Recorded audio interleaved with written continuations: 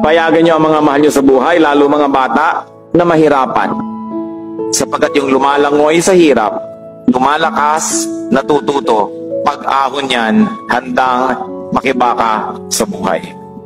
Kaya si Balagtas, lagi ko nalang kinuquote, sabi niya sa Florante at Laura, pag-ibig anak ko'y aking nakilala, di dapat palakhin ang bata sa saya at sa katuwaan kapag namihasa, paglaki walang hihinting ginhawa. Totoo, pinalaki mo sa sarap, walang kalakas-lakas. Anting problema, tumba na. Ang taong magawi sa ligaya at aliw, mahina ang puso't lubhang maramdamin. Inaakala pa lamang ang hilahil na darat ni di na matutunang bathin. Ini-imagine pa lang ang problema, suko na, talo na. Laki kasi sa layaw, laki sa sarap, laki sa ginhawa. Kaya sabi niya, nakilala ko na kung anong tunay na pag-ibig sa anak. Turuan mong mahirapan.